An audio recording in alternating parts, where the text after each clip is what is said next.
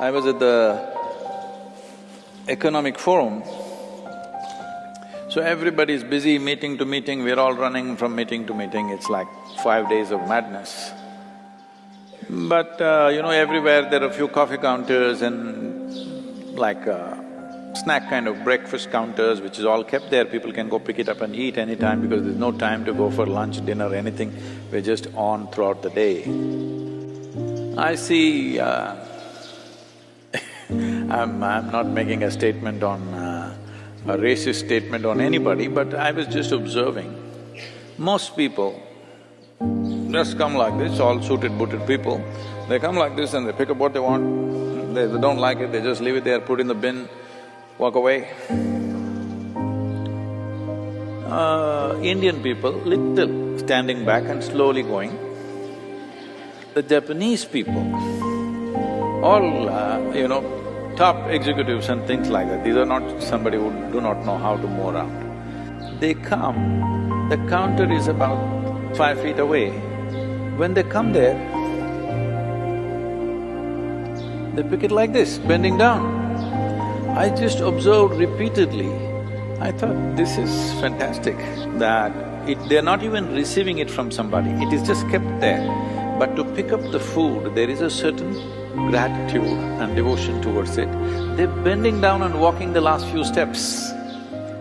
In a totally corporate atmosphere, I'm saying, everybody's in suits and boots and everything, all right?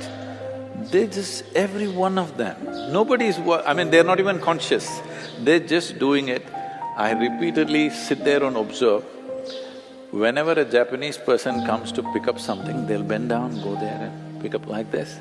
I thought, this is what we need, that we have some sense of gratitude towards the air that we breathe, the water that we drink, the food that we eat, and every other human being and every other creature on this planet in some way assisting our life. Every moment. Hello? You couldn't exist. You're not existing because of your own silly intelligence.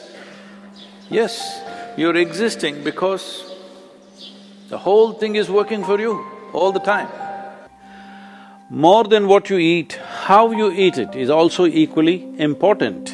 When I say how you eat it, these are all live substances.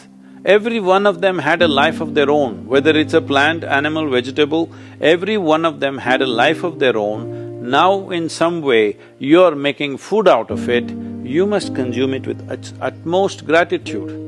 If you approach it with a certain sense of gratitude and reverence towards the food that you eat, when I say reverence, it may feel like too much for you, but I'm asking you, let's say we put you in a room and you had nothing to eat for 5 days.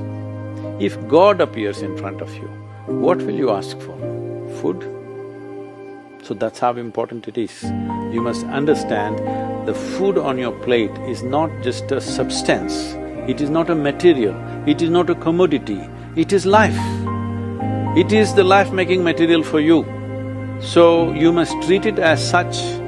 Right now, when it's on the plate, when it's out there, it has no value, but the moment you consume it and it becomes your flesh and blood, now suddenly it's of immense value. Why do we live like this? It's very important, when it comes on your plate itself, you must treat it as a part of yourself. With great reverence, you must consume. Just the way you consume it, if you change that, food will behave very differently within you.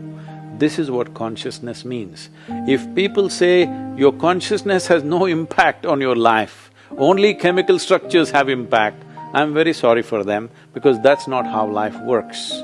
Human consciousness has a deep and profound impact on everything that we touch, especially the food that we are making another life as a part of ourselves. When we're doing such an act, it's very, very important we treat it with utmost gratitude and reverence.